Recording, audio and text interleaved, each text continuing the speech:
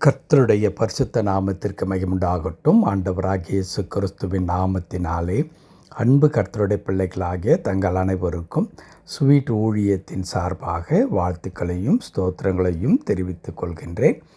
ஏசாயா தீர்க்கதரிசியின் புத்தகம் 38ஆம் அதிகாரம் 20வது வசனம். ஏசாயா 38ஆம் அதிகாரம் வசனம் 20. கர்த்தர் என்னை ரட்சிக்க வந்தார், ஆகையால் எங்கள் ஜீவனாலெல்லாம் கர்த்தருடைய ஆலயத்திலே என் கீத வாத்தியங்களை வாசித்து பாடுவோம் என்று எழுதி வைத்தான். கர்த்தர் என்னை ரட்சிக்க வந்தார், ஆகையால் எங்கள் ஜீவனாலெல்லாம் கர்த்தருடைய ஆலயத்திலே என் கீத வாத்தியங்களை வாசித்து பாடுவோம் என்று எழுதி வைத்தான்.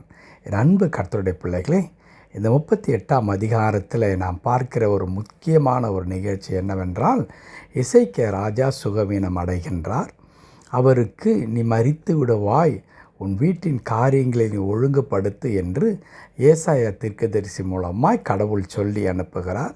இதை கேட்ட எசேக்கியா ராஜா அவர் சுவர் பக்கமாய் திரும்பி அழுதார், கடவுளிடத்தில் விண்ணப்பம் செய்தார் என்று நாம் பார்க்கின்றோம். அப்பொழுது கர்த்தருடைய வார்த்தை வருகிறது. திரும்பவும் அதே ஏசாயாவை பார்த்து ஆண்டவர் சொல்லி அனுப்புகிறார். நீ திரும்பி சென்று எசேக்கியாவை நோக்கி, நீ உன் விண்ணப்பத்தை நான் கேட்டேன், உன் கண்ணீரை கண்டேன், இதோ உன் நாட்களோடு 15 வருஷத்தை நான் கூட்டி தருகிறேன் என்று சொல்லி திரும்ப ஆண்டவர் ஒரு அற்புதமான ஒரு எதிர்காலத்தை கடவுள் உண்டாக்கி தருகின்றார். அந்த ஆசீர்வாதத்தை எசேக்கியா ராஜா பெற்றுக்கொண்ட பிறகு தான் அங்கே 9வது வசனம் சொல்லுகிறது, வியாதிப்பட்டு அவன் சுகமடைந்த பொழுது எழுதினதாவது என்று துவங்குகிறது. சில தீர்மானங்களை அவர் அதற்கு பிறகு எழுதி வைக்கின்றார். அப்படி எழுதி வைத்ததில் இறுதியாக எழுதப்பட்ட அந்த வார்த்தை தான் 20வது வசனத்திலே நாம் படித்தோம். ஆகையினால்தான் அந்த வசனம் முடியும் போது என்று எழுதி வைத்தான் என்று முடிகிறது. ஒரு தீர்மானம் மேற்கொள்ளுகின்றார். கடவுள் எனக்கு மரித்து போக வேண்டிய எனக்கு ஆண்டவர் 15 ஆண்டுகளை கிருபையாக எனக்கு கொடுத்திருக்கிறார். ஆகவே இந்த 15 ஆண்டுகளை நான் கடவுளுக்காக நான் செலவிடப் போகிறேன் என்று தீர்மானித்து அவர் எழுதுகின்றதில் இறுதியாக இப்படி எழுதி முடிக்கின்றார். கர்த்தர் என்னை ரட்சிக்க வந்தார், ஆகையால் எங்கள் ஜீவனாலெல்லாம் கர்த்தருடைய ஆலயத்தில் என் கீத வாத்தியங்களை வாசித்து பாடுவோம் என்று தீர்மானிக்கின்றார். என் ஜீவனாலெல்லாம்.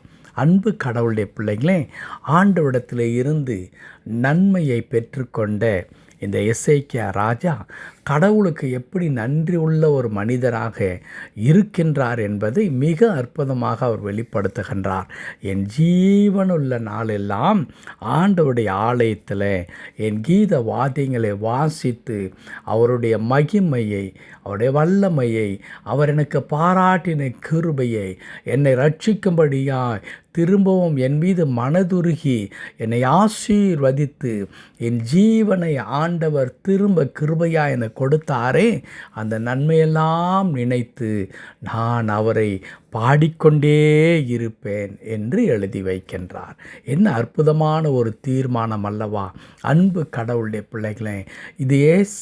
இது இந்த எசேக்கியா ராஜாவோடு கூட முடிந்து விடுகிற ஒரு காரியமாக நாம் பார்க்கக்கூடாது. இப்படிப்பட்ட ஒரு அனுபவம் கடவுளுடைய பிள்ளைகள் ஒவ்வொருடைய அனுபவமாக மாற வேண்டும். யாரெல்லாம் கடவுளுடைய நன்மைகளை பெற்று கொண்டார்களோ அவர்கள் கடவுளுக்கு நன்றி நிறைந்தவர்களாக வாழ வேண்டும் என்றுதான் ஆண்டவர் அதிகமாக எதிர்பார்க்கின்றார். இன்றைக்கு பரவலாக நிலவிக்கொண்டிருக்கிற காரியங்கள் என்ன? கடவுளிடத்தில் நாம் நன்மையை பெற்று கொண்ட பிறகு அது ஒருவேளை இந்த ராஜாவைப் போல சுகவீனத்தில் இருந்து விடுதலையாக இருக்கலாம், மற்ற பொருளாதாரத்தில் இருந்து உயர்வாக இருக்கலாம், இன்னும் பல நன்மைகள் பிள்ளைகளுடைய வாழ்க்கையோ அல்லது கல்வியோ வேலை தொழில் போன்ற அநேக காரியங்களில் கடவுள் நம்மை கிருபையாக ஆசீர்வதித்து நமக்கு வேண்டிய எல்லா நன்மைகளையும் கடவுள் கொடுத்திருப்பார். ஆனால் அவற்றையெல்லாம் பெற்றுக்கொண்ட கடவுளுடைய பிள்ளைகள் எஞ்சி இருக்கிற காலங்களை அல்லது அந்த நன்மையை பெற்றுக்கொண்ட பிறகு கடவுளோடு எப்படி இருக்கிறார்கள், கடவுளுக்கு நன்றி நிறைந்தவர்களாக இருக்கிறார்களா என்றால் மிக மிக சொற்பமான மக்களாகத்தான் நாம் கணக்கிட முடியும். ஏன் இயேசு கிறிஸ்துவின் நாட்களில் கூட அது நடந்ததல்லவா? ஒரு நாள் மிக அங்கலாய்ப்போடு கூட ஆண்டவர் கேட்டார் அல்லவா? சுகமடைந்தது, சொஸ்தமடைந்தது 10 பேர் அல்லவா? இந்த ஒருவன் மாத்திரம் திரும்பி வந்து எனக்கு நன்றி செலுத்த வந்திருக்கின்றானே, மற்ற 9 பேர் எங்கே என்று ஆண்டவரே கேட்கின்றார். ஆம், இன்றைக்கு மனிதர்கள் அப்படித்தான் இருக்கின்றார்கள். மனிதர்கள் நன்மை பெற்றுக்கொள்கிறார்கள். அதற்கு பிறகு நன்றி உள்ளவர்களாய் கடவுளுக்கு இருக்கிறார்களா என்றால் கடவுளை மறந்து போகிறார்கள். எனக்கு இந்த உலகத்தில் எந்த குறையும் இல்லை, ஆகையால் இனி நான் கடவுளை தேட வேண்டிய அவசியம் இல்லை என்று சொல்லுகிற மக்களை நாம் பார்க்கிறோம். அன்பு கர்த்தருடைய பிள்ளைகளே, எசேக்கியா ராஜா அற்புதமாய் சொல்லுகிறார், கர்த்தர் என்னை ரட்சிக்க வந்தார், இல்லையென்றால் நான் மரித்து போயிருந்திருப்பேன். என்னை ரட்சிக்கும்படியாய் அவர் கிருபையாய் வந்த ஆண்டவருக்கு என் ஜீவனுள்ள நாளெல்லாம் அவருடைய ஆலயத்திலே நான் இருந்து அவரை கீத வாத்தியங்களினாலே நான் பாடிக்கொண்டே இருப்பேன் என்று சொல்லுகின்றார். அன்பு கடவுளுடைய பிள்ளைகளே, நம்மிடத்திலும் கர்த்தர் அதை தான் எதிர்பார்க்கின்றார். நாம் எப்படிப்பட்டவர்களாக ஆண்டவருடைய சமூகத்தில் காணப்பட வேண்டுமென்றால் நன்றி உள்ளவர்களாக, கர்த்தர் நமக்கு செய்த நன்மைகள் ஒவ்வொன்றுக்கு அது சிறிதாக கூட ஒருவேளை நாம் நினைக்கலாம், அந்த ராஜாவிற்கு ஆண்டவர் உயிரையே திரும்ப கொடுத்தார், அவர் செய்தார், எனக்கு அப்படி நான் பிரமிக்கத்தக்க விதத்தில் கடவுள் எனக்கு எதையுமே செய்யவில்லை என்று நினைக்கலாம். அன்பு கர்த்தருடைய பிள்ளைகளே, அது சிறிதாயினும் பெரிதாயினும் கடவுள்தான் நமக்கு இந்த உலகத்தில் நன்மைகளை கொடுக்கின்றவர். அந்த நன்மைகளை பெற்றுக்கொண்ட நாம் அது சிறிய காரியமாக இருந்தாலும் அதிலே ஆண்டவருக்கு நன்றி செலுத்த நாம் பழகும் பொழுது நம்முடைய வாழ்க்கையில் கர்த்தர் இன்னும் மாபெரும் அற்புதங்களை செய்வதற்கு அவர் போதுமானவராக இருக்கிறார். ஆகவே அருமையான இந்த அரசு தீர்மானித்த வண்ணமாய் நாமும் ஆண்டவரை நோக்கி சொல்லுவோம், ஆண்டவரே, இந்த நன்மை என் வாழ்க்கையிலே நீர் கொடுத்திருக்கிறீர் ஐயா. என் பண கஷ்டத்திலிருந்து விடுதலை ஆக்கியிருக்கிறீர், என் நோயிலிருந்து குணமாக்கியிருக்கிறீர், என் பிள்ளைகளுக்கு பலமான எதிர்காலத்தை கொடுத்திருக்கிறீர், இதோ என்னை உயர்த்திருக்கிறீர், நிரந்தரமான வேலையை கொடுத்திருக்கிறீர், ஆண்டவரே எனக்கு நல்ல குடும்பத்தை கொடுத்திருக்கிறீர், நல்ல தொழிலை கொடுத்திருக்கிறீர், வருமானத்தை கொடுத்திருக்கிறீர், உயர்வை கொடுத்திருக்கிறீர். ஆண்டவரே, நான் உமக்கு என்றும் நன்றி உள்ளவனாக நான் இருப்பேன் என்று சொல்லுவோம். கடவுள் இன்னும் மேலும் மேலும் கிருபைகளையும் நன்மைகளையும் கொடுப்பதற்கு ஆண்டவர் போதுமானவராக இருக்கிறார். ஜெபிக்கலாமா? கிருபை நிறைந்த நல்ல ஆண்டவரே, உமக்கு நன்றி செலுத்துகிறோம் கர்த்தாவே.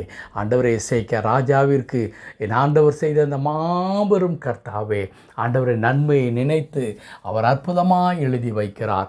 என் ஜீவனுள்ள நாளெல்லாம் நான் ஆண்டவரை துதித்து பாடிக்கொண்டிருப்பேன் என்று சொல்லி எவ்வளோ அற்புதமான ஒரு கர்த்தாவே, ஆண்டவரே, ஒரு தீர்மானம் ஐயா. நாங்களும் அப்படி நன்றி நிறைந்தவர்களாக என்றென்று வாழும்படிக்கு ஆண்டவரே நீர் கிருபை தரும்படியாய் நாங்கள் செபிக்கின்றோம். அவ்விதமாகவே கண்ணீரோடு விண்ணப்பம் செய்து கொண்டிருக்கிற அநேக கடவுளுடைய பிள்ளைகள் இருக்கிறார்கள். அவர்களுக்கெல்லாம் மனமிருங்கி உமது பிள்ளைகளை சுகமாக்கி நம்முடைய பிள்ளைகள் தேடுகிற எல்லா நன்மைகளையும் கிருபைகளையும் கடவுள் தந்தருளும்படியாய் செபிக்கிறேன். பொறுப்படுத்திக் கொள்ளும் மீட்பர் நாமத்தில் பிதாவே. ஆமென், ஆமென்.